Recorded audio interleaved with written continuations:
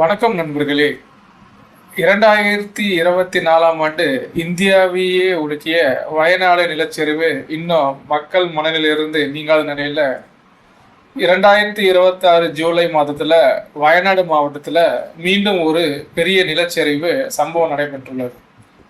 இந்த முறை எங்க பார்த்தீங்கன்னா மேம்பாடி அருகே கல்லடி பகுதியில் நடைபெற்ற வந்த டனல் ரோட் ப்ராஜெக்ட் கட்டுமான தளத்திற்கு அருகில் இந்த மண் சரிவு ஏற்பட்டுள்ளது. இதில் பல தொழிலாளர்கள் மண்ணில் சிக்கி கொண்டனர். இதில் உயிரிழப்புகளும் ஏற்பட்டுள்ளது. மீட்பு பணிகள் பல மணி நேரமாக தொடர்ந்தன. சரி, இதுக்கான முக்கிய என்ன காரணம் என்று உள்ள போய் பார்க்கலாம் வாங்க. வயநாடு மாவட்டத்தில் மேப்பாடி என்ற கிராமத்தில் கடுமையான மழை பெய்து கொண்டிருந்தது. அப்போது திடீரென ஒரு நிலச்சரிவு ஏற்பட்டது. இந்த இடத்துல பார்த்தீங்கன்னா மலைப்புழா வயநாடுக்கும் இணைப்புக்கான இரட்ட சுரங்கப்பாதை ப்ராஜெக்ட் ஒன்று போயிட்டுருக்கு. நிலச்சரிவால் கட்டுமான பகுதி முழுவதும் மண் மற்றும் பாறைகளால் மூடப்பட்டிருக்கு. உயிரிழப்புகள் மற்றும் பாதிப்பை பற்றி பார்ப்போம். சம்பவத்தில் பல தொழிலாளர்கள் இந்த நிலச்சரிவில் சிக்கி கொண்டனர். சமீபத்திய தகவலின்படி அதிகாரப்பூர்வமாக குறைந்தது 4 அல்லது 5 பேர் உயிரிழந்திருக்கிறாங்க. பலர் காயமடைந்திருக்கிறாங்க. மேலும் பலர் மண் சரிவில் புதைஞ்சிருக்கிறதால அது தேடும் பணி தொடர்ந்திருக்கிறது. கனமழை மற்றும் தொடர்ந்து சரிந்து கொண்டிருந்த மண் காரணமாக மீட்பு பணியிலையும் சிறிது தொய்வு ஏற்பட்டிருக்கிறது. சரி, மீட்பு பணிகளில் பார்த்தீங்கன்னா மாநில தீயணைப்புத்துறை, காவல்துறை, தேசிய பேரிடர் மீட்பு படை, மருத்துவ குழுக்கள், அரசு அமைப்புகள் மற்றும் பல தன்னார்வ தொண்டு நிறுவனங்கள் எழுந்து செயல்பட்டுள்ளன. மோப்ப நாய்கள் உதவிக்கும் வரவழைக்கப்பட்டுள்ளது. எஸ்கவேட்டர் மற்றும் பிற கனரக உபகரணங்களில் பயன்படுத்தப்பட்டுள்ளது. இதில் சொல்லப்படுவது என்னன்னா, தொடர்ந்து பெய்த மழை மீட்பும்படிக்கு பெரிய சவாலாக மாறிட்டுன்னு சொல்கிறாங்க. இந்த நில சரிவத்திற்கு காரணம் என்னன்னு பார்த்தீங்கன்னா, இது வரைக்கும் இதுக்கு விசாரணை நடைபெற்று வருது.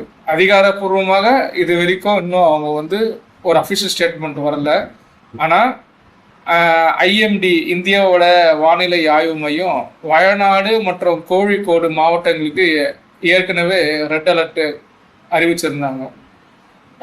தொடர்ச்சியான பருவமழையால் அதோட மலையோட மண் பார்த்தீங்கன்னா நனைஞ்சி அதோடைய உறுதித்தன்மையை அது ஆல்ரெடி இழந்திருந்தது.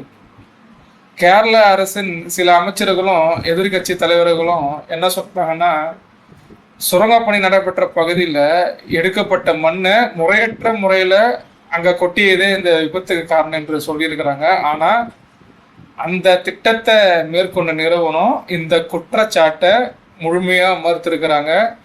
நிலச்சரிவு வேலைத்தளத்திற்கு மேலே இருந்து தான் தொடங்கியதாக தெரிவிச்சிருக்கிறாங்க. இது குறித்து காவல்துறையும் சம்பந்தப்பட்ட அதிகாரிகளும் இப்போது விசாரணை நடத்திட்டு வராங்க.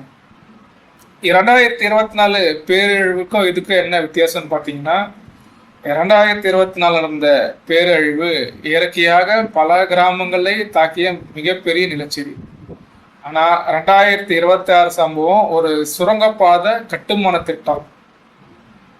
எனவே இது ரெண்டையும் நமக்கு ஒன்றாக கருத முடியும்னு பார்த்தீங்கன்னா கண்டிப்பாக கருத முடியாது.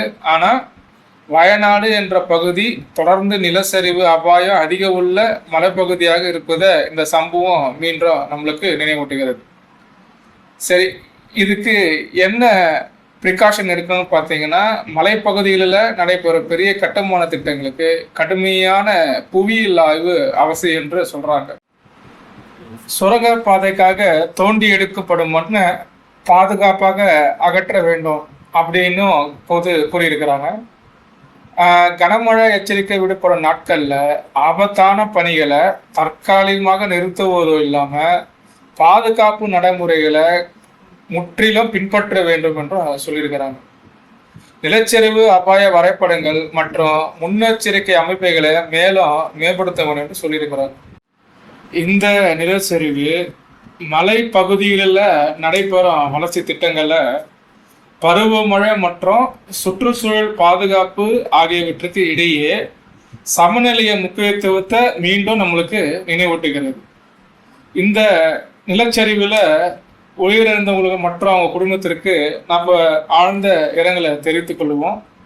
காயமடைந்தவங்க விரைவில் குணமாகவும் மீட்பு பணியில் ஈடுபட்டிருப்பவர்கள் பாதுகாப்பாக பணியை தொடரவும் நம்ம வேண்டிக் கொள்வோம். மேலும் இது போன்ற பயனுள்ள வீடியோக்களை தொடர்ந்து பெற சேனலை லைக் செய்யுங்க, ஷேர் செய்யுங்க, சப்ஸ்கிரைப் பண்ணுங்க. மறக்காம உங்க ஃப்ரெண்ட்ஸ் சர்க்கிளில் இந்த சேனலோட நேமை ஷேர் செய்து சப்ஸ்கிரைப் பண்ண பரிந்துரை பண்ணுங்க. நன்றி, வணக்கம்.